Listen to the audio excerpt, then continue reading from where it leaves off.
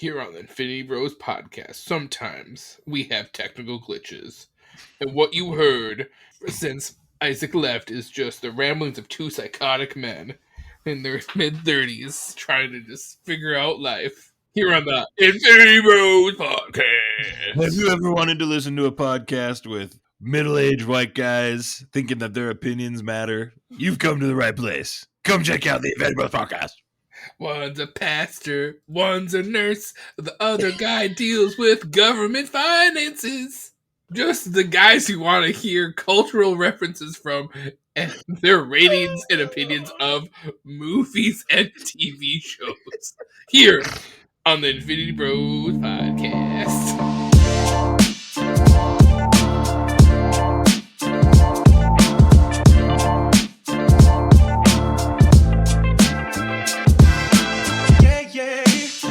Welcome to the Infinity Bros podcast, the only podcast that's perfectly balanced, as all things should be. My name is Isaac Edlin. I am your host tonight, and I have two Infinity Bros with me. The first is the prodigal son of the Infinity Bros universe. It's Max Mosier. How you doing, Max? I'm doing great. I'm doing fantastic. It's clobbering time. Fantastic. Wow, that's pretty crazy. And you could maybe even say the fourth member of the Infinity Bros. We don't number, so I don't know how we would determine he's the fourth member. But it is the carrot distributor of the Infinity Bros universe, Mark Jones. Glad to be here. A little anxious. Probably a good thing we're not in the same room. Otherwise, my hands be all for Max. Oh my gosh, that is amazing. Fantastic. You can even What say. are we doing? Maybe I understood exactly what you were saying, and I was like, step. what are we doing? Wow. Fantastic. We're going to be saying that a lot today because we're talking about Fantastic Four First Steps, the latest MCU M tree. We're going to get to that in a little bit, but I do want to remind you that we do have a code for 15% off your HyperX order for your next podcast mic, for your next headphones. Code Infinity Bro in your next order for your HyperX tech stuff, and you get 15% off. So pretty awesome deal. Make sure you check that out. We'll have a link in the show notes for that.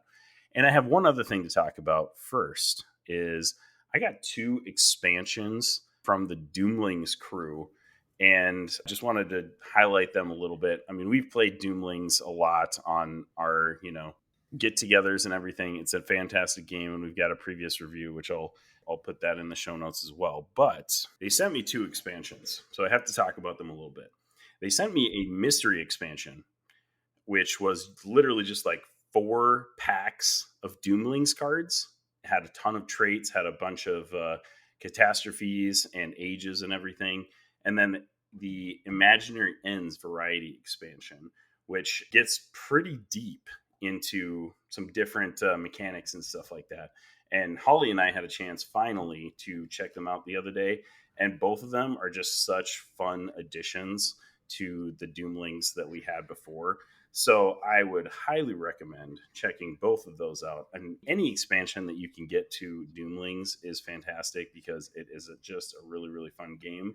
The Doomlings Mystery Expansion literally is just like crazy, wacky cards. Kind of was random, honestly, but that's kind of what you would expect from a mystery expansion, I guess. So, and then the Imaginary Ends had several different like factions of traits that are introduced to the game, and also magical merchants, which are things you can do with buying and selling, which is interesting. It adds a little mechanic to the game. So anyways, we'll put a link to the show notes for the Doomlings game and those expansions in the show notes. Fantastic game. Would highly recommend it. So wanted to highlight that before we got into our Fantastic Four review. All right, guys, here we go. We're going to do non-spoiler stuff first. Just general thoughts, Mark. What did you think of Fantastic Four First Steps? I really enjoyed it. One thing was a big takeaway for me, it didn't feel like the rest of the movies that we had seen the last 3 years or even shows. It had a totally different, the tone of the whole movie just felt like its own thing. And I don't know, maybe having the mindset that it wasn't on the Earth, so I didn't have to think about where's all these other people, all the other Avengers or heroes, villains that we've seen prior. It was its own thing. I think that's why it might have done so well, given the previous movies. But I think people were ready to finally see another Fantastic Four movie, and I thought Marvel did a very good job. Where would you put this Fantastic Four movie on, like, if you're ranking all of the Fantastic Four movies? Where do you put it? Isaac, that is too hard of a question to answer. I'm so sorry to spring that on you. Best I could say right now, I think it would be in the top half.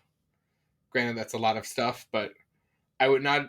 I would say there's more properties that aren't as good as this one underneath it. So, All right. Max, what did you think? Non-spoiler thoughts. Try to keep it to 60 seconds if you can. What did you think of Fantastic Four First Steps? I thought this was a welcomed addition to the MCU, like Mark said. It was a breath of fresh air. I really enjoyed it. I think this movie was very well done. It is, in my opinion, the best Fantastic Four movie to date. It gives me a lot of hope for the future. I thought they made some interesting choices that surprised me. I thought they used characters in different ways than we've seen before. And I think this was a great casting movie. I also really appreciated the set design in this. And as Mark talked about, being in the 60s setting was a unique choice and a unique setting to have this narrative for. And I'm really excited to be with these characters, hopefully for the next 10, 15, 20 years. So yeah, I really liked it. I had a lot of fun. Along the same line as you guys, I thought it was really fun. The atmosphere of the film was really fun. It felt so different from all the other MCU films that we've gotten up to this point. And in a way, it almost felt like a phase one project. Like, it felt like it was kind of resetting everything back to the basics. And obviously this is a different universe, so that's probably why it had that kind of feel. But it felt like an origin movie without having the actual origin. It felt really great. I love the 60s, like, futuristic vibes to it. That was awesome. I wasn't sure about casting coming into it, honestly. Like, Pedro Pascal, I do love him, but I was having a hard time, like, grasping him as Reed Richards. And this movie honestly confirmed that he is great for the role for me. So I thought he did great. Loved all of the family dynamics that they had. Probably the best family dynamics we've had in any Fantastic Four movie so far. So yeah, I loved it as well. I thought it was great. It was definitely better than I was expecting it to be. I feel like before Thunderbolts, my expectations for the MCU were just like rock bottom. I was like coming into movies like no expectations. Thunderbolts impressed me. I really like Thunderbolts.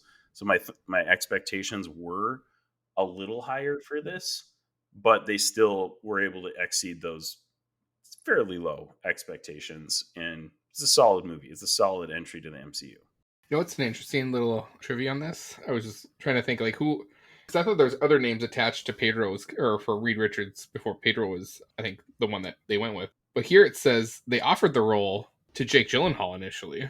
Oh, interesting. I did not Yeah, know so that. I don't remember there being any buzz about that at all. yeah, I'm just reading that for the first time. That'd been, I mean, granted, with the multiverse stuff, they could have explained it all, but That would have been different. There was yeah. so many fan casts going on too Well, a before lot of this. people Like, wanted the guy. I'm blanking on his name. Krasinski. Krasinski from yeah, Multiverse of Madness. Like, Krasinski was the big one. I know, like, Daveed Diggs was attached to the Thing for a long time. Like, everybody thought he was going to play the Thing. Not sad about how it worked out, after the fact, obviously. But I don't know. I love the cast now. After watching it, I was really, really impressed with the cast. For those of you guys who have not listened to the Infinity Bros before, we have a special rating. Here on the Infinity Bros podcast, everything is ranked from a 0 to 6 point scale. 0 meaning horrible, and 6 meaning absolutely excellent. If all of the Infinity Bros rank something a 6, it gets an Infinity Step. All right, from here on out, though, it's all spoilers, so you've been warned. This is Prepare yourself. an Infinity Bros Prepare yourself. spoiler warning. If you get spoiled, you should have seen the movie by now if you're listening to this, but we do like to give that little non-spoiler portion just so if somebody's kind of feeling out a movie, maybe they like to get a little bit of a review, see if they want to go see it in theaters or whatnot. So there you go. Spoilers. All right, let's get down and dirty. What did you guys think? Really, really, really think of Fantastic Four First Steps? Do you think Franklin impregnated his own mom? Is that one of those cosmic baby things? No, we're not going to go that deep right away off the top. Maybe just cut that out from the regular podcast. What? I mean, isn't that canon in this thing where he basically is the reason why she gets pregnant? I think that's Cosmically? canon. Are you like trying to Jesus Christ to this? Is what you're trying No, to no, do? no. Like, Haven't you're you trying heard? to. Like, Yeah, I'm anyways. serious. Are you trying to do like a virgin? Like, Oh, kind dude, of, I wasn't, but now I want to. Now I want to go down that rabbit hole. I think that's like an Ultimate Universe thing, though, isn't it? I don't think that's a main canon thing. Yeah, well, you know, As far as I know, anyways. I have not read Hickman's Fantastic Four, which is like kind of a lot of the recent lore. That is something Fantastic Hickman Four. would do too, and with all due respect to Hickman, I don't think that, Mark. I appreciate that you're jumping right into the deep end right away, though. But let's come back a I little was bit towards the trapped in the shallow weeds, end, and I need pulling out. let's try not to. You Let's need try to help to me pull out. pause Matt. and get Here into we the go. weeds. We got marked by the ankles. Jiminy Christmas. Okay, I'll reel us back in. We're pulling him out of the weeds. My rating of this is a 5.5 out of 6. I really enjoyed this. I really appreciated. 5.5. Really? Wow. I did. I felt like this. You paralleled this to Phase 1, and I think that's a great description. I loved that. I felt hope in this. I felt like there is a future moving forward, and I felt like this is a team I can rally around. I said for 10 to 15, 20 years. I think casting top to bottom was great, and I had a lot of question marks around Joseph Quinn in the Johnny role, and man, did he nailed it, dude. Shattered those for me. Yeah. He was funny.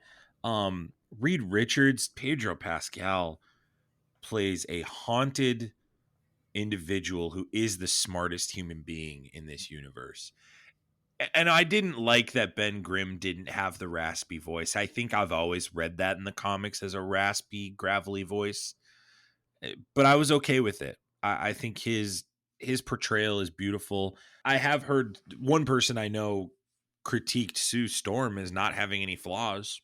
And I think that's a fair criticism in a flawed family movie. But I think we're going to see her flaws when she starts to engage with Namor. I think that's when we're really going to start to see her flaws.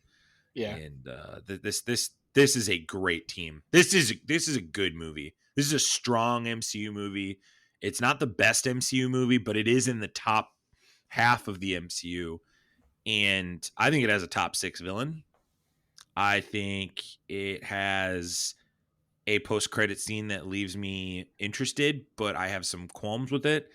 And I think every side character plays really well for me. And that's part of the MCU is great side characters that they can appear in other movies too. So there is one part though that I was like a little like, oh my, towards the beginning when the birth scene is happening and Shella Ball is like chasing them.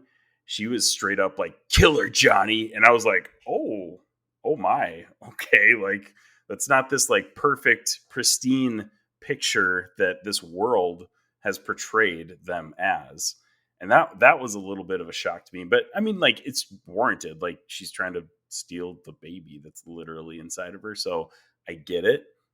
But at the same time, I was like, okay, that was the first like deviation. That was a flaw in Sue's character in that point. But I think to the point of the individual that said that to me, they didn't feel like everybody was flawed on the team. And that is something that every movie, especially these superhero movies, needs to have. I don't know. Or maybe that was a nice taste where it's like, these people are kind of just like normal people that all of a sudden got superpowers. Yeah. Except for clearly Reed Richards in this movie is disturbed by something. So maybe just his own genius. I think too he's haunted by the fact that he's more upset that Ben Grimm is the way he is than Ben Grimm is. Yeah, I would say that's a plus for this movie, compared to the last two or two iterations of this, where I think you very much got like Ben Grimm becomes like you on screen very troubled with his appearance and how he looks. Where this one, in this Fantastic Four movie, he seems to be very cool about it and just like, yeah, this is just my life now. I mean, there are some moments, but it seems like he's pretty chill with what happened. I loved too how they had the backstory of all the original Fantastic Four villains in this. So when I was a kid, I read the first 20 issues of Fantastic Four. They had like these collector books that you could buy of all the original firsts. And there was a Fantastic Four book that I just wrecked this book. I just was reading it so much and the pages were ripped, and every villain in that first 15, 20 issues was referenced right out the gate. And that's why I was so excited for this movie. And I felt like this movie nails the comic book to the page. Johnny was treated as a womanizer in the first two movies with Chris Evans's portrayal. And I think in this one, he's more of just a flirt. He is technically womanizing a little bit, but he's not as gross about it. And maybe that's the 1960s pull, but I appreciated that. And I loved like the Mole Man thing, how Mole Man is this huge bitter rival, but he's also kind of a goofball. And that's kind of the comic book shtick. And they really visually did a wonderful job at honoring Jack Kirby in this one. And with that, like, yes, I would agree everything with Max said and like back it up. But with that, it's like it'll be interesting how these people interact with the 616 universe. Like that dynamic where like true. Like just the personalities and how things like what will be I think they did it this way so that they don't feel in place with the other team. It's really interesting too. I saw they don't reference any other superheroes in the movie either, so you kind of almost assume that they're like the only superheroes in their universe. But I saw a meme just like today where it was like when they come to the 616 and Doctor Strange is standing there with like magic, and Reed Richards is like, what is happening right now? I was like, oh yeah, that would be perfect. Just like to see them just blind react to having other superheroes with other powers in the MCU. So that'll be interesting. Because that was a big kind of point when they had to make all those preserve all that power. And like my thought watching that was like, okay, Reed is eventually going to figure out how to make, just like in other shows we've watched in movies with the Marvel Universe, he's going to figure out how to make sustainable energy that he doesn't have to worry about, any type of material. Or I'm like, well, maybe they might throw magic in this. And it's like maybe how he figures out how to do time travel and stuff like that. Nope, they're like, nope, he just is, there's nothing on this world. It's just plutonium. He's going to have to go get a bunch of plutonium and have everyone preserve power to make this work. I thought that was a very interesting, like they could have done the easy route of like doing that where you're like, oh, he figures out how to make an arc reactor and that's how he does it. Right. But they didn't. They use very like practical reasonings in how he does things and how this world works. So they use practical reasonings, but also like you said, Max, it's very comic booky. Like if we're in the MCU and Tony Stark is like telling the whole world to do an energy curfew at 10 p.m., that's ridiculous, right? Like that's not going to happen. But in this world where everything is like perfect and the Fantastic Four are like world leaders, this is like a feasible thing. It felt like you said, Max, it was ripped straight out of a comic book, which I don't think is a bad thing. I thought that was fun. We're getting into the weeds early in this, but do you think, Mark, there's any chance that when they do a reboot, there's part of me that thinks that we're going towards a reboot at this juncture with the Secret Wars. Confirm that after Secret He hasn't Wars? confirmed it. No, he hasn't done that. But I think 828 is the future. Like to me, it's very this universe feels like the right universe to soft relaunch everything, keep the characters you like, explore the X-Men in the 70s and 80s, and go back we already did that. That's where I don't think that I get what you're saying. No, I know, I know. That's why I'm saying like it. But that era's worked for that. I'm saying this just feels like this is an opportune universe to use. That's a really interesting concept because for so long, up until I saw this movie, I was like 99.9% sure this universe was going to get destroyed in this movie. Like I thought for sure Galactus was going to, consume Earth and they were going to like escape. Like we saw the Thunderbolts, post-credit scene. Like I thought that was them like escaping to go to 616 to warn of Galactus or whatever, something like that. And the fact that it didn't opens up that possibility that you just mentioned. So I'm like thinking, wow, okay, that would be very interesting to see the MCU heroes come to 828 instead of Well, and vice versa. Feige has confirmed that they will go to 828 in Doomsday. Sure, that makes sense though, because that's going to be Battle World, so it's going to So- be everything together. But No, but moving they've said that forward- they're going to cross over and have meetings in the Baxter Building. So it's probably a meeting talking about Doom, which we can talk about a little later. But the other thing I want to say, Mark, before you get into the weeds on something else, but there's a strength in this movie that Let's it chop it has up a bit. that previous Marvel movies have had, and because of this post-credit debacle that they've had the last 5 years, they've been able to do this.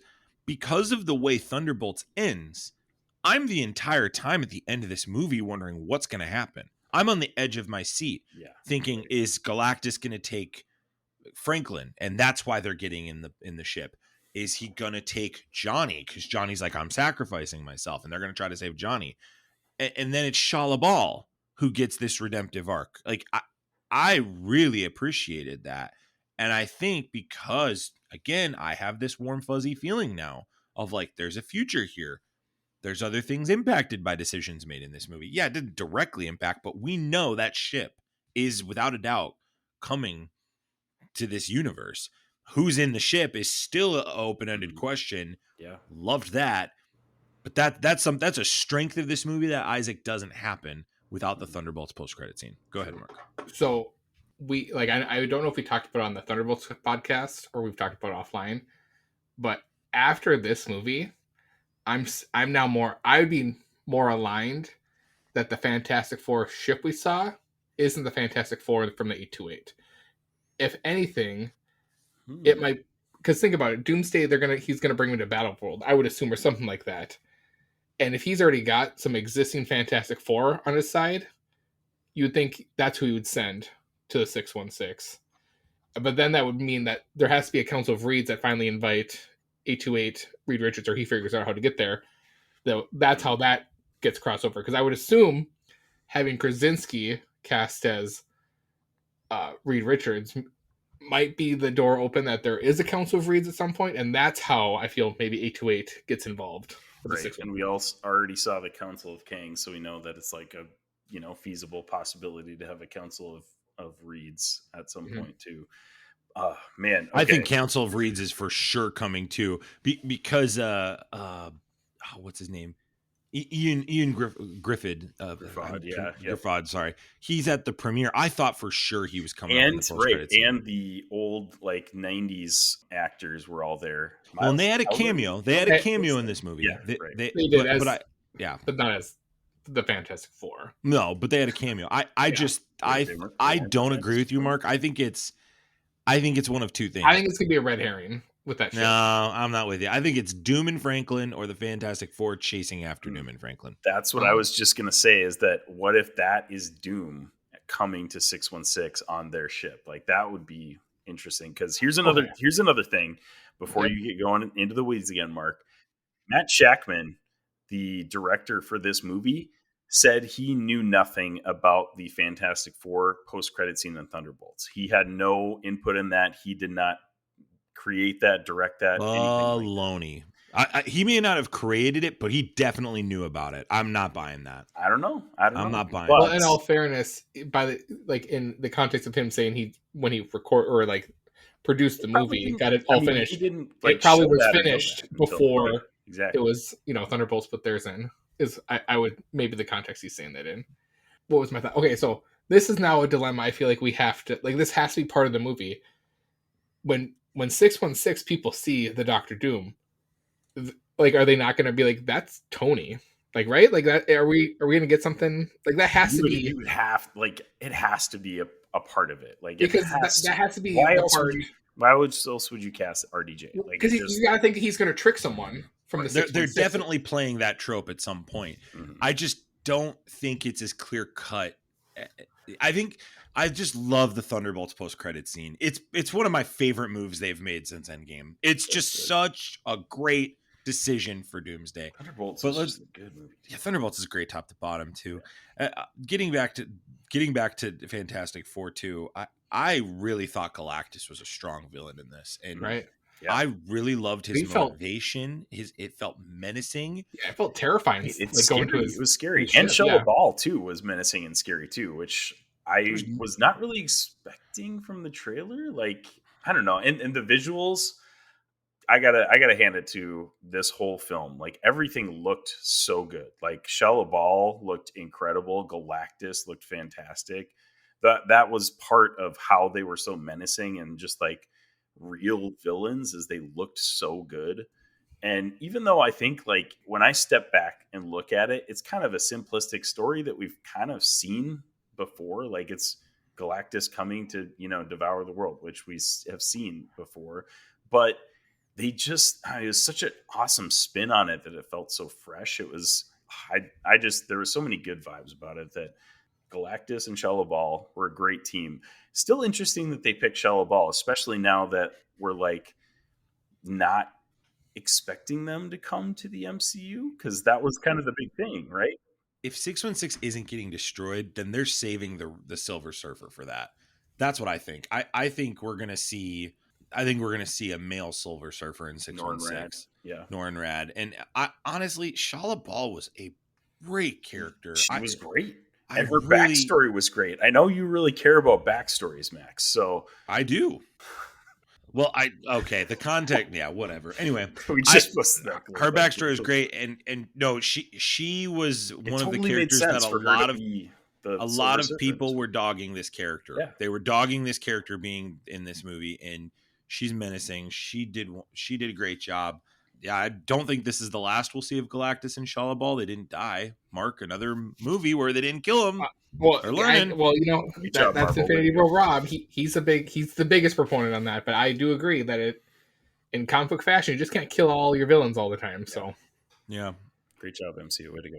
I think Shalla Ball was menacing. I loved the scene of them surfing near the black hole and her chasing them through light speed. That was wonderful. Like, that's it's something like that where it's like, okay, clearly your CGI can actually be good if you, like, I guess, hire the right people, give them enough time. You aren't insane about it. I don't know, but the whole sequence is great. There was like 2 shots of CGI that I was like, that could have been better. It was one where I think Shalla Ball and Johnny were just like up like in space, just like talking to each other. The flames on Johnny just looked real funky, and I was like, what the heck is going on with that? The other one was the baby. Yes. I don't know what it is about babies in modern movies. Why can films not just use a real baby? Like, I don't. Why can't they use real kids? I don't get it either. I don't get it. But there was one scene, I think it was at the end when Sue died, and Johnny or Ben had Franklin, and they were handing Franklin to Reed to put on Sue. And it was like you could just see that it was a CGI nothing burger that Reed was grabbing, and it was like, what is going on here? Like, why are we doing this? Just use a real kid. Like, I don't. Yeah, just trust a child in the arms of some dude that's dressed as a rock to pass a child to someone that he can't see. Give it to Johnny. He's not dressed as a rock, baby. It's like, why not? Well, I thought Grimm had it. Anyways, and I do understand. Like, there is other people out there that are like mad about the baby looking like they're a year old when they're supposed to be like months old. I don't care about that so much, because, like, whatever. Like, it's a baby. You don't want to bring a months-old baby to, like, a TV movie set. Well, I get that. That makes sense. I thought we were to believe that a lot more time had passed versus just a few. Oh, if that's the case, then it doesn't even matter at all. So I just heard a lot of people. Well, that's why I thought of it. But maybe if it's like, one day we'll figure it out. But not so much. I thought the subtitle was stupid in this. First Steps was dumb. It was interesting. I 1 out of 6 that. I think it was stupid. I think it didn't really make much sense for this. They could have called it. They just did that to get people get people hyped about it and thinking that it was going to be. Oh, it's Galactus's first steps. It's Franklin's first steps. It's the first step towards Doomsday. Stupid subtitle. Yeah, I'm not thrilled about it either. But Batman v Superman could have been worse. Fantastic Four, Batman v Superman. I'm in. Yeah, I'm in. Get me there. Hold up, Mark. Let's wait a minute. scale it back. Wait a minute. Let him finish. Let him cook. Who's directing? Michael Bay. What? Boom! Boom! Boom!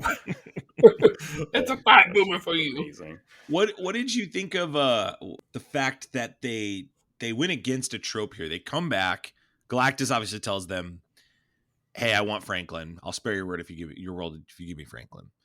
And then they get off the ship and Reed just tells the world what's up. He's pretty straight up about Yeah, it. it was great. I loved that. That totally blew me away that he said that. And then the world turned on a dime on them. And Well, you guys can't save us. Oh, screw you guys. exactly. And then Sue Storm goes out and gives a speech. Killer monologue. Yeah. Great monologue, great line of, I'm not going to give up my baby for the world, but I'm not going to give up my world for the baby. Or maybe I'm saying it backwards there, but you get the gist. I what did you think of this scene? I think they should just give up Franklin. I'm kidding. I can't. I mean, you think about it logically, it's like one baby for it's like 8 billion people. What is it called? The Commander movie. Like, do you save the one person that fell off the boat? Mhm. Well, when it potentially might risk the whole ship to save that one person. I get like that's the dilemma you have here, but it being a child is far worse.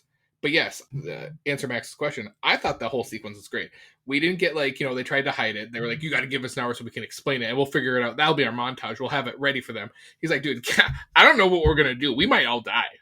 But like, I'm going to go try figuring it out before we all die. But like, it's on the table. I'm not going to give my child. I love that because it speaks to this world and how everything is. Like, they trust the Fantastic Four 100%. They know that they are 100% on their side. And Reed, it is fantastic that he's pulls no punches, because that's what Reed would do in the comics too. Like, just straight up, like, yeah, this might send everybody into mass chaos, but I'm telling the truth. Well, see, I don't know. And at that point in the movie, I was thinking like, okay, are they going to set us up where he does like kill a majority of these, like the Fantastic Four, and it's like the ship we see in Thunderbolts is actually Franklin and like one of the Fantastic Four. Sure. And like that's what we got. Like that's what I thought that was gonna be set up for. Like, hey, we figured out that if he gets Franklin, he becomes like omnipresent. Like he says he doesn't hunger, but he becomes even more villainous. Like they do something like that, and it's like Johnny Storm and Franklin end up on 616, and that's what we see.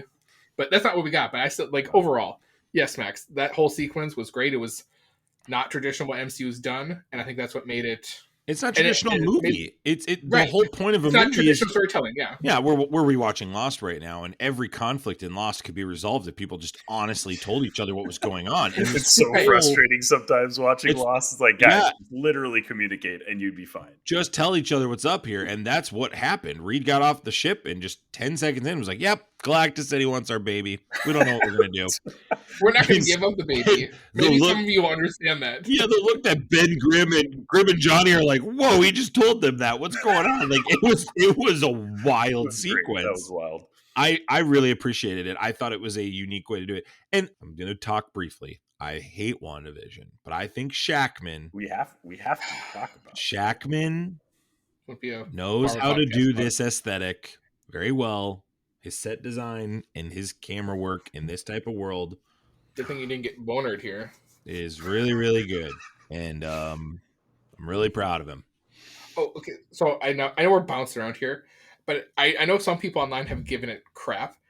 But I really enjoyed that, we didn't get like the straight up like Chris Evans womanizer Johnny Storm. Yes. We got like a Johnny Storm who was motivated to do stuff and be helpful. And he like deciphered the language. I thought that was interesting. Like, they gave him strengths without Johnny just Storm. Making him a meathead that has flame powers. Yeah. Like I love that too. Like clearly this whole team can, when they truly work together, are unstoppable. Exactly. That's basically, I feel like we were supposed to get from which is awesome. I love the family dynamics and the banter between Ben and Johnny is peak in this movie. Right. It's so that's a great point, Isaac, because it's so much better than the previous movies. The previous movies was like Johnny was just kind of a jerk. He's a jerk, and then Ben gets mad and goes to smash him. Like that's their dynamic in those early movies. Which is like in the comics, there are moments like that, but that's not their relationship. At their core, they love each other. They care about each other. They are a family.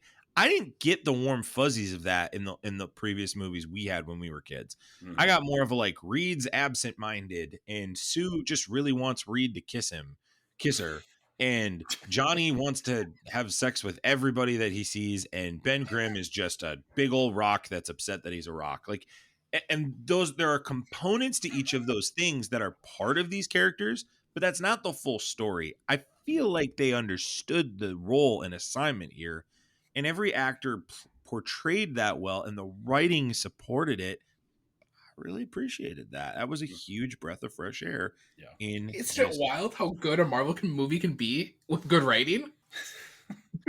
You touched on, and I like the differences with Sue Storm too. How she had like, it was almost like prismatic powers versus like just the blue shields. Straight Kirby. Kirby. I was like, that's cool. I appreciated that, how they made it different, but it still looked cool. Still looked different. And I don't know if you guys picked this up too. And again, we're bouncing around, but I really felt like Reed really isn't a fighter, and he doesn't use his stretching ability to like his true fighting potential, because a lot of it, like, he really wasn't the biggest fighter, I felt like, in the whole sense of the thing. And we got a little bit of that when he was like fighting like the monkeys, the smart monkeys and stuff like that, but it feels more like he's very more, I want to try to defeat you with my brain before I have to actually fight you, which makes sense. I mean, that's just right. That's just who Reed is. But I did like when they were fighting Galactus, compared to like the past movies, right, yeah. When they were fighting Galactus and Galactus was like stretching Reed like a little rubber band there, I was like, he's not even, it seems like, and Galactus is huge, so like, perspective, I guess, but it kind of seems like he's not even really stretching him that far, and it looks like he's being stretched to his limits. So there is definitely a possibility that he doesn't use his powers to his capabilities. When he stands up next to the Statue of Liberty and how small that looks, right. I remember he's stretching him right this far on his body. That's what, right. Like, that's what I said. That's several thousand feet. Right. But just imagine. I mean, that's kind of how I took it, as like you said. I mean, he would prefer to solve things before fighting. That's right. Like his last resort is fighting. So, I mean, he probably hasn't taken his stretching powers to his like full capability at this point, even though they're established and right. Well, it's like they're taking their first steps. Possibly. I thought Reed's powers were not utilized in this. I had this fear in the trailers. This was one of my big gripes coming into it. Didn't feel like they gave us enough there. Okay. They're on a ship. They're going through a black hole in space. And instead of stretching his arm to do things that he wants to do, he has Ben Grimm do it for him. I think that's stupid. I think in the comics, Reed would just push the buttons and pull the levers that needed to be pushed himself while also consoling his wife. Because we're 4 years in, right? That was a timeline. We're 4 years of them having powers. Is this right? Was it that, or was it a year? I don't remember. It was years. Was it 4 years? Yeah, it was years. It was years. Either way. But like, I think that might go back to where like this Reed Richards, that isn't his first thought. I mean, what was it? Bucky? I was in Thunderbolts made a comment where it's like, I sometimes don't think about, or no, it was Falcon Winter Soldier. He's like, sometimes I don't think about using the strong arm for stuff. That's just not it. If he's the smartest man in the world, which this universe leads me to believe, you're thinking just reactional. Reed Richards is the smartest man in the world. He would maximize every ability he has. Well, I just don't buy that. Speaking of him being the smartest man in the world, I would imagine that he knows how to do CPR correctly, because he was not doing it well in that scene with Sue Storm. That scene, I was like, come on, bro. Like, you're not even going to get her back even if nothing happened. Like, come on. The best part of that piece of feedback you just gave is Sarah turns to me in the theater during the birthing scene and goes, "This is so unrealistic." I'm like, Sarah, there's a black hole and a Silver Surfer going through the ship, and you're telling me that that's the most unrealistic thing we're watching? I agree with Sarah, because my first thought is like, as we've all like, we're all married and have kids. It's like, I don't care how that birth was going. There is a lot of fluids in that area right now. With no gravity. That's all floating around. Like, that's like, we're going to get. I used to say, I want a real birth there with blood and fluids everywhere. Let's bring it on. And Reed's just sitting there instead of using his flipping powers to do stuff. And like, I'm sorry, Reed could have done. They could have done more of this. And again, here's another reason why this critique works. But how do you think that would look? Like, given the context. No, Mark, let me finish. Here's why I got to finish this. Okay, we said Miss Marvel's powers were different so that this guy could get his moment in the sun, right? And we couldn't get any of it. Baloney. It's such horse crap. It's so horse crap annoying. because it looked good when he did it. Like, it did look good. It looked good in the movies years ago too. Maybe Doomsday will get all the stretchy stuff that we want. Cool down, baby. I'm not buying it. I still think it's dumb that they mixed up. If we don't get more stretchy next time, Max wants Feige's head. Well, it's the Miss Marvel sacrifice. It You're right. sacrificed the whole premise of that show was off that. I didn't even think about that, and I'm being honest when you say that. I was like, yeah, we should have got a lot more. Yeah, I was actually using his stretching powers. Yeah, it's like, oh, we're saving it for Reed Richards. Oh, you're saving it to have him swing around like a monkey and literally kick a monkey with a little longer feet and then get stretched out, and that's it. That's like all it did. And like at the bare minimum, he should be in his lab. One hand should be over here. The other that's hand what I should was be over gonna here. say. That's Like, what it I want to should be. see him doing more like real life stuff using his Yeah. powers. That's what he should be doing. Have him be a scientist. He has this huge chalkboard. He should be writing equations across the whole. Well, he chalkboard. did do that one time. Like he stretched his one arm time. across Oh it. wow, how Okay, kind of them. But visually, like I go back, I'm honest with this. Like given the director and how they wanted to visualize that, do you think in this concept of how it was shot, does that look a little too goofy? Yes, it's a comic book movie. This universe is too goofy. This universe is goofy though too. Visually with armor stretch, it's like that's unnatural. Anyways, bro, I know what you're saying. It's weird stuff to play devil advocate for, but I'm just saying, like, is that maybe that's what they thought about? Like, I'm just thinking, as a director, is that something where like, yeah, that doesn't look good? No, I wanted it. Like, is it fan serve? It's one of these dilemmas. Do you fan serve to potentially have a bad movie, or do you go with your vision and trust your vision, and then it works out? I thought the vision was fine. You could still do the vision you have and have him on the ship, put his arm around Sue, or better yet, he's like trying to hold her down. How about instead of asking his friends to hold her down, he like wraps his arms around her gently, makes himself stretch so she's not getting. There are ways for him to use his abilities to execute the tasks that needed to be executed. And it looks goofy, but Ben Grimm is driving a ship out of a black hole. That's why it's hard to kind of be like, oh, I get it, but like, and he's like, I bet I need you back here. And it's like, how about you get it together and figure it out yourself? Or like, Johnny, I need you to kill this. Pedro Pascal already touches Vanessa Kirby enough on stage. You might as well do it in the movie too. Okay, let's take an aside here. So the Vanessa Kirby stuff off screen. I mean, it's just not Vanessa Kirby, but yeah. I think it's both of them. I think both of them. It's both really interviews weird. where she is also like playing with his hair and she's like being weird doing too. flirty stuff too. They're both being weird. I don't know if it's helping or hurting the movie. It's probably helping because press. It's helping, yeah. It's probably helping the movie, but any PR is good PR. I am just fascinated with how those two are acting right now, and I'm really interested in her rhetoric on pregnancy has been interesting, and it's like I don't know if it's been fair rhetoric from her in regards to pregnancy. I won't say what she said, but I would just say like the family dynamic of this movie was really great, and that is to me what really like solidifies this as a top echelon movie for me is that without a shadow of a doubt, this is a family. And it's a true family that cares for each other. It's not like the previous renditions where the families felt kind of weird and forced and edgy. It was or didn't wholesome. Even exist, really. Or didn't even exist. It was wholesome. It was classic. It was kind. It was conservative in a traditional way, and it also honors families that have weird dynamics and weird uncles and weird things like that. And I loved that about this movie. And I loved that they made the decision to have Franklin. It would have just been great if the movie was called Fantastic Four Galactus. I don't know. Future Foundation. Future Foundation. Yeah, there you go. That would have been a great title. Like there's, and so they're saving the Future Foundation for a future thing. Well, I mean, their organization's called Future Foundation, isn't it? Like, isn't that? Yeah, that was the organization, right? Yeah. But I'm bouncing all over the place. We always do, but we were really bouncing a lot in this show, but we got a lot to say. Like the conservative family dynamic was so different, guys. Like I did not anticipate that. I really was anticipating a different look at family dynamics, and I thought it was great. That was really great. But Marvel Vanessa Kirby's weird off screen.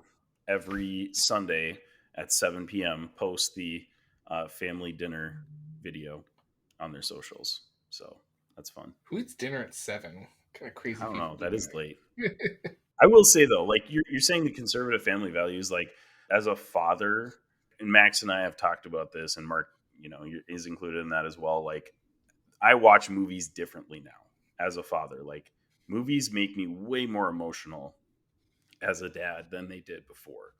And the birth scene was very emotional. And then, like, there's several scenes towards the end of the movie where they're, talking about Franklin. And man, this was such a great like family movie. And I actually brought my family to it too. And my wife had to leave because my youngest daughter was just insane for the first like 15 minutes of the movie. But it was just like, man, it was such a special movie to watch with my family and with all of those awesome family like values in Yeah. there.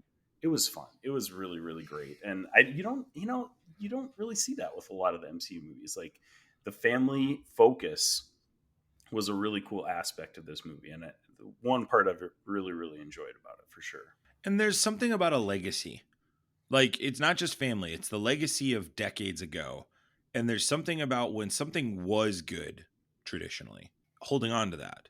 And in an era of life where people are just constantly talking about the sins and the problems of the past, it is refreshing to just go, oh, but this is a cool dynamic that's worth celebrating. I think this movie does that well. I also loved the Jack Kirby and Stan Lee cameo. That was brilliant. The timely comics cameo was great too. I loved it. I really like this movie. I don't think it's a 6 because of some of the gripes I've said, and because I think the post-credit scene wasn't good. Ooh, let's talk about that. I think it's necessary to move the story forward, but I thought here's kind of my dilemma with the post-credit scene. Did you want them on the ship going like No, what you thought the end of Thunderbolts is Just them the in the Thunderbolts ship? post-credit scene. Is like, this just going to be repeated. Robert Downey Jr. putting on a mask for no reason for 10 seconds, then just walking around without the mask? Because if that's the case, that's not Doctor Doom. Interesting. Maybe he's Another weird part about that is that Matt Shackman confirmed that was RDJ in that post-credit scene, and I was like, Of course it was. Why does it matter? He doesn't show his face. It literally matters. No, it matters. I'm Oh, sure, no, I'm it sure matters. I'm sure they filmed a scene right there, so I'm sure that scene we'll see more of in Doomsday. Probably. Agreed. I don't think that's the last we see of the scene, or a flashback of the scene. No, Right. It matters that it is confirmed that it's RDJ. I do think that matters. But to me, I had no doubt it was RDJ. Well, hang on. Now we gotta hang on. Hold on. Sit up, Mortimer. So if we remember in the movie when did the UN thing, and the representative from I'm blanking on it, Latveria wasn't there.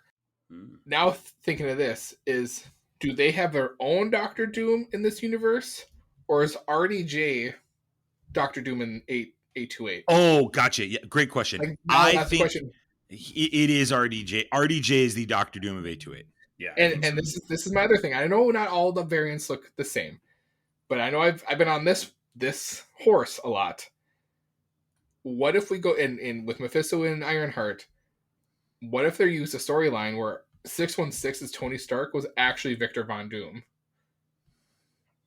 I don't buy that. I think he is Tony Stark because, one, you don't want to ruin the legacy of Endgame.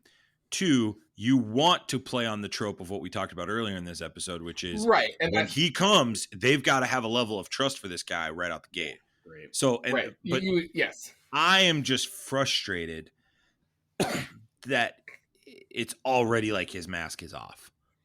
Like, if that is how they're going to do this, if the whole time his mask is off, then here's this another thing that I've Doom. heard floating around too. I've heard some people say that what if that moment, that post-credit scene, is Franklin healing his face, because in the comics he's got scars, blah blah blah, whatever. I don't know, kind of here nor there. It doesn't really matter at this point. But the other thing that I thought about that scene is that there is a kind of a discrepancy in the comics.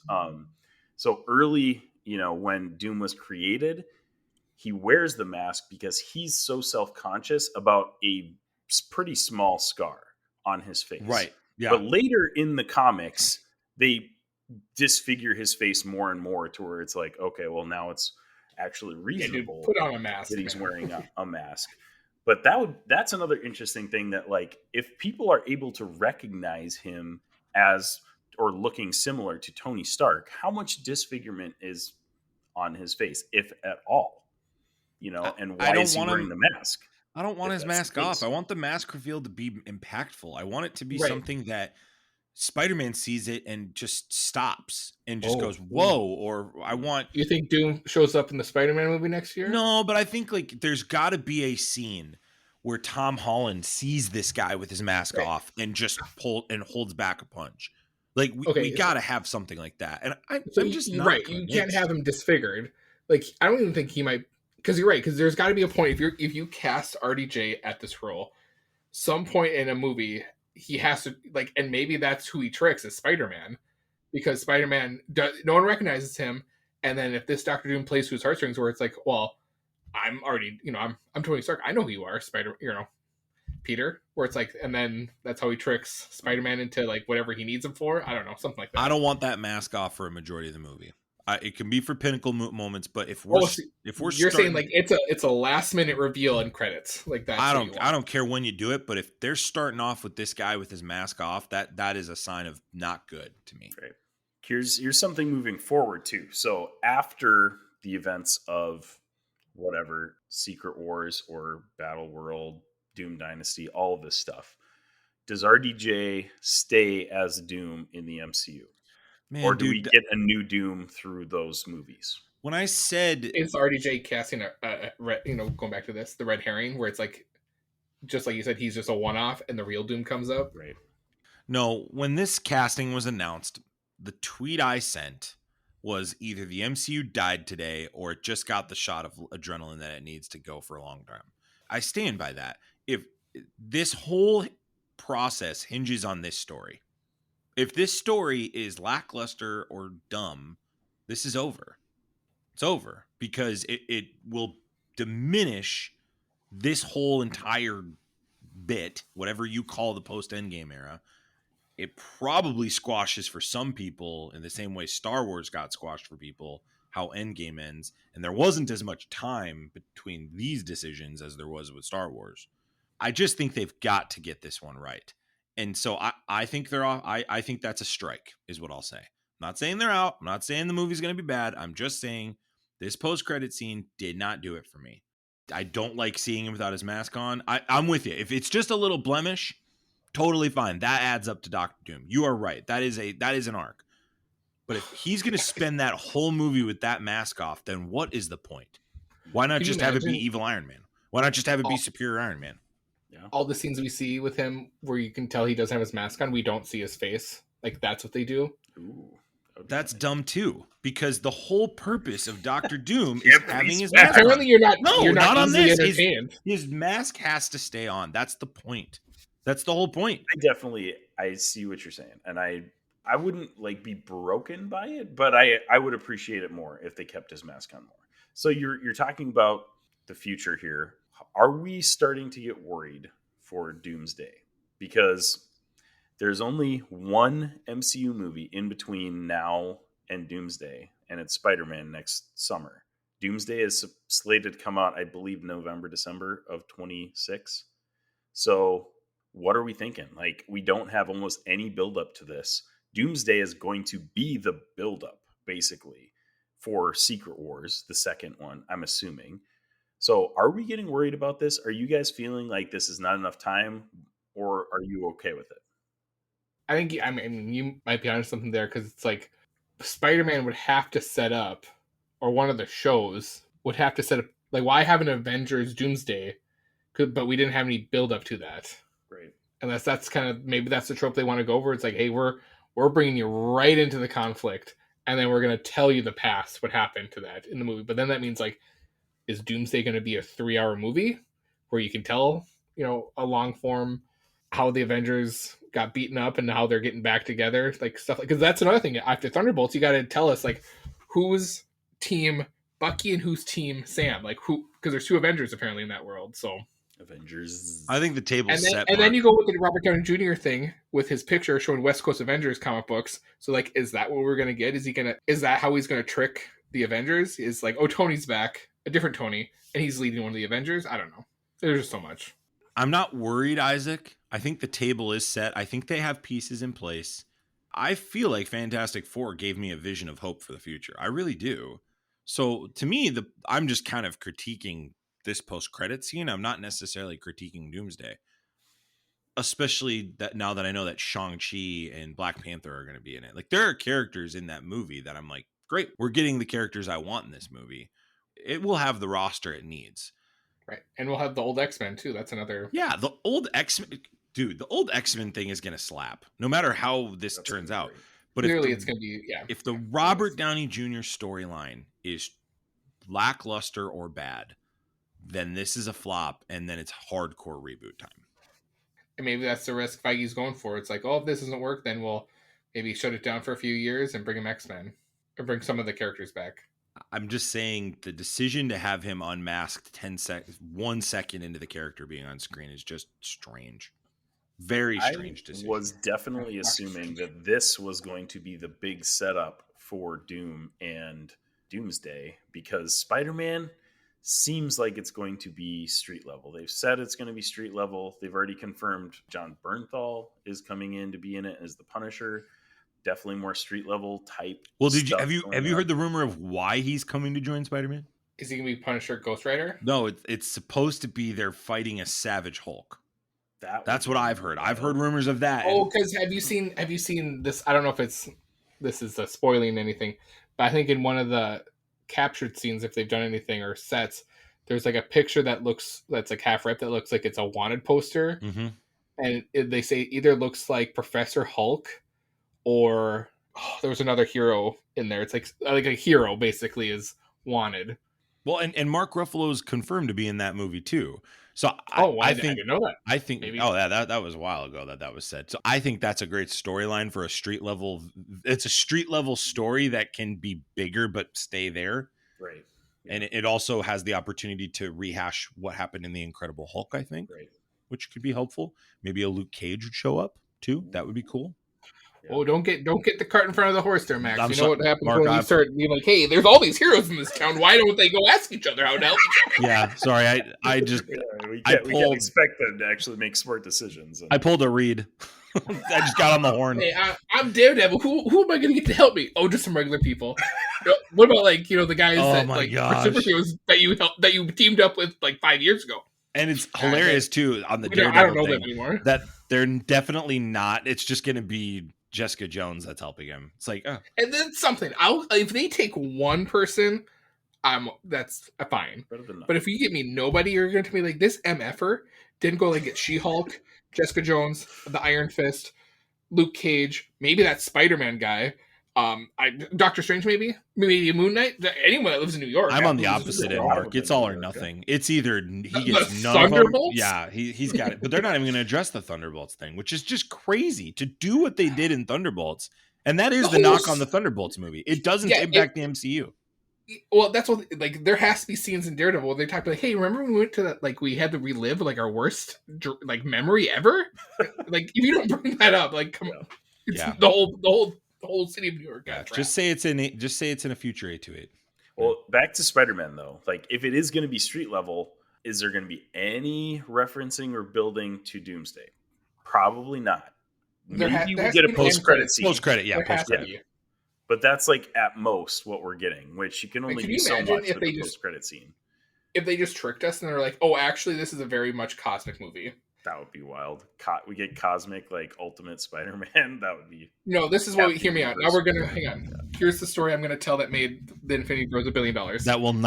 This will not happen in the movie, but Mark, it'll be probably a better idea than the movie. What happens is Deadpool and Wolverine show up to help Spider-Man for something. Then we get freaking the Punisher involved and Hulk, and that's a team that all of a sudden is our first foray into Battle World. It's those people are our Battle World team. Somehow we figure out some way Deadpool and Wolverine got tricked and they had to go find some people and they just ended up in 616 and these are the guys they got. And the first part of the movie is this street level Spider-Man thing going on, and all of a sudden Act 2 and 3 we're on Battle World, and that's how. And then we get the reveal of the lookalike Tony Stark Doom is between Spider-Man, and that's how that movie ends. That would be insane. They tricked us that we got a Spider-Man movie. Really, it's this ragtag team of people. It's almost like a Deadpool 4 movie, almost. That would be wild. And scene. Yep, sure would. That would be a lot of weird setup in No Way Home to make the world forget Spider-Man for that to not matter at all. But know who would remember who Spider-Man is? who? Deadpool. Oh, Because he's a fourth wall break guy. He would just know. that would be funny. I actually Yeah. would like that. But I don't know, man. As a Spider-Man fan, I want a street level movie. Yeah. I wouldn't necessarily like it if they did that. Would I like the movie itself? Yeah, probably. It sounds amazing. Over under, we get the Shocker in the Spider-Man. I'd say there's a good chance. I wonder if they're bringing I mean, back. we got him before, but like a natural, like European he's got suit. his suit on. Right. Yeah. That would. I mean, I'm a big Shocker fan. I'm not trying to make a joke there. Like, I legitimately, my favorite Spider-Man villain is the Shocker. And I love that. I love that for you. That's great. Mark, I think you're really passionate about the Shocker. I'm really proud of you. I don't want to joke. I'm a big Shocker guy. It's great. I can't wait for Spider-Man. I would much prefer it to be street level, though. I need that after. I'm gonna, yeah, Isaac. I'm gonna sound like a grouchy old guy, but we're good. We've had enough Spider-Man movies. It's time to just get to this Doomsday thing. Like, do you think we get an incursion? If we had to go back in Spider-Man, do you think we get any mention of incursions with that? Because like we're supposed to believe that Vulture went to the Morbius world. Yeah. You're so, like, nailing. Are we gonna get? Yeah, you're nailing why. That stuff. Yeah, you're nailing why I'm like, no thanks. But like, I think that's the whole thing. Like, now you bring that up. How do you without? I think you have to tell street level Spider-Man movie, because if you brought it out, it's like, well, there's so many different avenues. Yeah. That he's tied to. Like, well, no one remembers him. There's an incursion going on. There's other people in the multiverse that probably would know who he is. Like, do the Guardians of the Galaxy know him because the spell's only on Earth? I don't know. Like this Spider-Man movie exists to make sure that Sony gets its Spider-Man movie and gets its paycheck that what it needs for possessing the IP. It has nothing to do to help this bigger story. It's not a strategic move. It's just we'll put some cool characters in there and get people excited, and it might connect a little bit to this. I just don't buy that, and it's unfortunate because there are other movies that could be put here to set that movie up. And the Hulk and the Punisher were like, oh yeah, we'll give you these characters.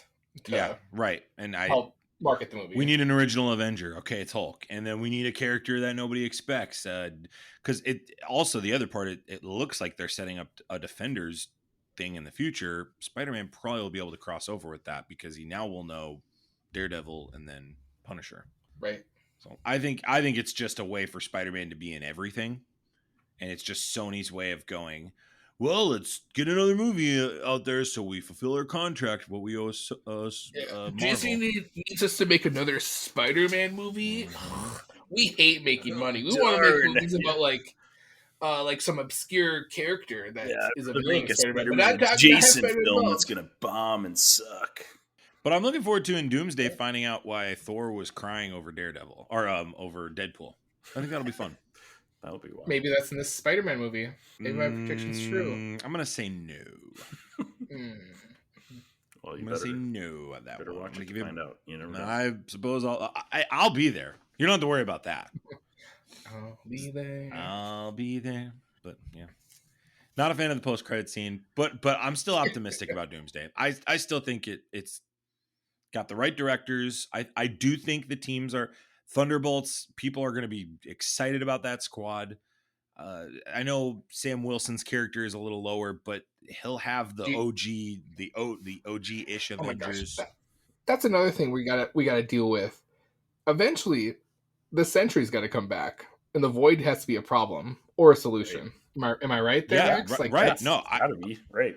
And I think Sentry versus Franklin. That's another thing. Oh my god! Sentry versus Franklin to me is how they're setting this up. Or that's how he cures Sentry. Is Franklin is able to destroy the Void in one of those situations where they figure out it's like, oh, if Franklin can get rid of the Void, and then the Sentry is literally the strongest being probably to fight.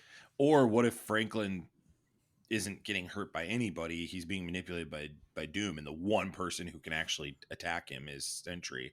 And all of a sudden, we get this crazy battle between Bob and this little kid. I would love that. I think that there could be a lot of fun with that, right? Like, where does Wiccan fit in all this? Wiccan ain't in it. Nobody cares. What about the ghost of Eggheart? Oh, we care about that. Hold on. Sorry. Nah. Does Wanda come back? You'd think our version of Wanda has to come back, right? What about Scar? Where does he fit? What about the Vision? Yeah, Wait, that's what is that a show about- that comes out before Doomsday? Have we thought about? I mean, have we thought about Wonder Man? Mulan? Wonder Where Man does she comes fit out in into December. this? Yes, Yeah. that actually does Mhm. come out before. Does the Marvels come back? Obviously, well, that's another. Oh my gosh, I Marvels forgot have about to. that. Yeah, the We Marvels gotta have to. explain how, why Spectrum's over in a different universe. Oh yeah.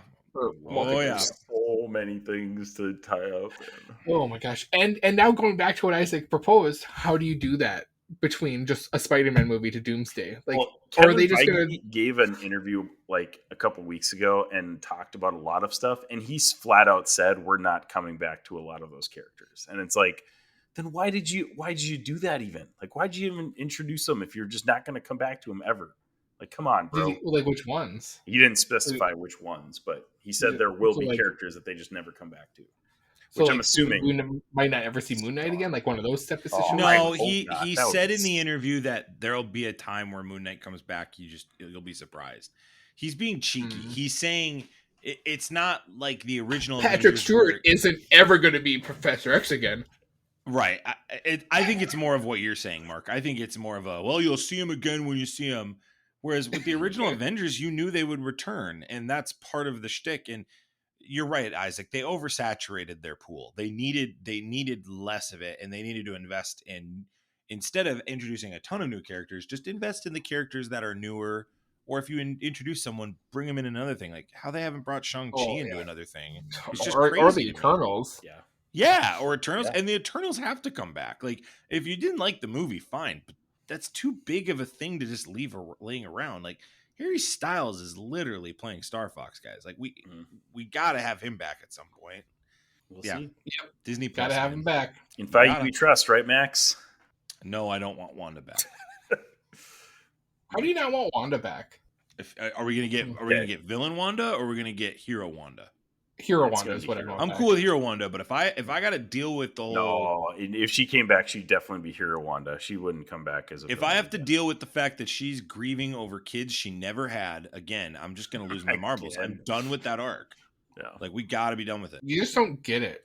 No, I don't get it. You're absolutely right. I don't get making Sims characters as your kids and pretending to grieve that they are your actual kids, and then going to another Max universe over here. and stealing their I'm kids. more clear-headed when I have a mental breakdown after my whole life got twisted upside down because I was just messing around with a couple guys shooting some evil outside school. And stuff like that, you know?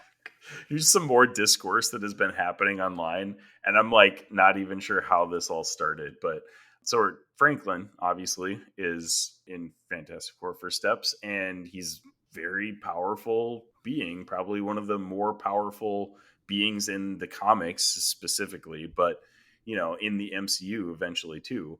And there's people online saying that Scarlet Witch is more powerful than Franklin, and I saw that and I was like, what are we talking about here, guys? Like sure, she's powerful, but like, Darkhold Wanda, maybe. why are Like, we maybe there might be an holding argument. her up there on that level of like cosmic god-like powers? Like, that's just Well, where she draws her power from is like the most powerful of that type of being. So yeah, but I mean, if Franklin I mean that she as would a have taken over his baby his has position, just as much power as she does now, right?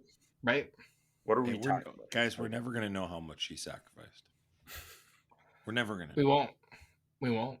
I'm done with that character. I'd be really cool with it. Yeah, well, we're done with it, but you keep talking about her every single episode, Can't- so Max can't quit her. I'm done with it. You were the one that asked me, and I said no, I don't want her back. And I brought her up because Shackman directed the movie, and he also directed WandaVision. you just and can't so stay away. I gotta let Shackman know he did a good job on this one because he didn't do a Do good you job the first time around. which Quicksilver shows up in Ooh. Doomsday? No Quicksilver. Are we gonna get two of them? Question. No Both of them. Quicksilvers will be in Doomsday. What if Ralph Yeah. Boner shows up and Then then I will not be happy. It won't get a 6 out of 6. it won't get a 6 out of 6 just because of Ralph Boner? If it's a great movie and I love it, it'll get 5.99. Speaking of ratings, we should wrap this up. What did you guys give Fantastic Four First Steps? I think you already said yours, Max. What did you give 5.5 out of 6. 5.5. Mark, what'd you give it? I would give it a solid 5.9 out of 6. Whoa, 5.9. Jeez. These last like 3 episodes we've had, I'm the Debbie Downer on all these. I'm giving it a 5 out of 6. Like, it was good, but it was still pretty simple in the whole scope of everything. It was still fantastic. I think it was Yeah, better than. can't get over the birth scene. Yeah, No, not even the birth scene. I mean, the birth scene, granted, like, Oh, the CPR. I was enamored That's enough fine. with the birth itself that I was like, whatever. The Why CPR can't scene Hollywood was the movies one that get I was medical like, scenes okay, right? no, we can't do this. We can't.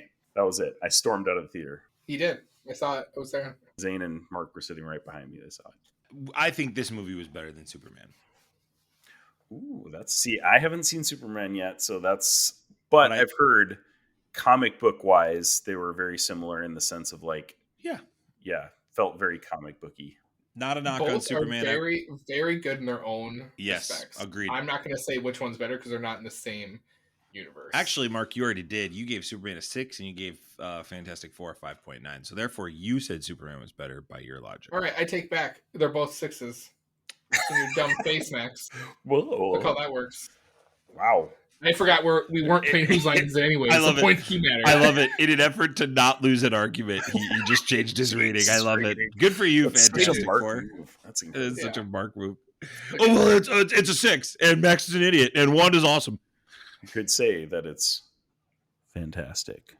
Hey, I just need to take my first steps before you do. Jiminy Christmas.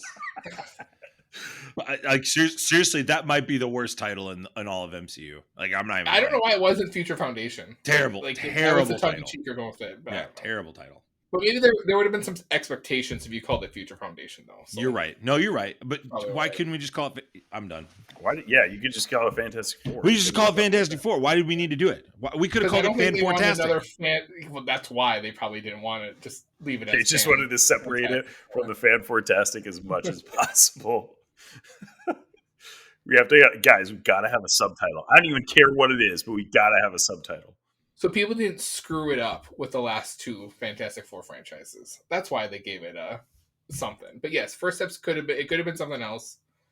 They could have called it Fantastic Four Skin or Fantastic Four Forever. Fantastic Four Batman and Robin. Fantastic Four Batman versus Superman is the title I wanted. This is Superman, yeah. Fantastic Four Dawn of Justice. Fantastic Four : boom, boom, Or actually, boom, boom, boom. That's what I wanted the title to be. Or you know what? They could have called it Fantastic Four Doom. That could have been. Ooh, that would have been good. But then again, another Yeah, expectation yeah, that then, Doctor yeah, Doom would yeah. be involved. You know, if they didn't already have a Fantastic Four movie literally called like Rise of the Silver Surfer, you could have called it that. Or the something of Galactus, like the coming of Galactus or something like that. I don't know. Actually, that makes more sense. Why don't you? Yeah, like why wasn't it something related to Galactus? Yeah. Just Right. I don't know. But if you guys know, let us know. You can hit us up at infinitybrospodcast@gmail.com or hit us up on socials at the Infinity Bros. Thanks so much for joining me, Mark. It's been fun. it's been great, Isaac. Glad Max has been here with us too. Yeah, Max is also here. But thanks, Max. I'm glad my internet works. Don't even get me started. Here on the Infinity Bros podcast, where internet sometimes works for some guys and sometimes it works for others. Thank you, Infinity Bros Universe. Wherever you're listening, however you're listening, thank you so much for making us a part of your listening experience. We love you 3000. Bye. Thanks for tuning in to the Infinity Bros podcast. You can find the Infinity Bros on Twitter, Instagram, Facebook, TikTok, Twitch, and YouTube at The Infinity Bros. You can also check out our website at theinfinitybros.com for links, reviews, and sweet merch. Feel free to send us listener feedback via social media or email at infinitybrospodcast@gmail.com.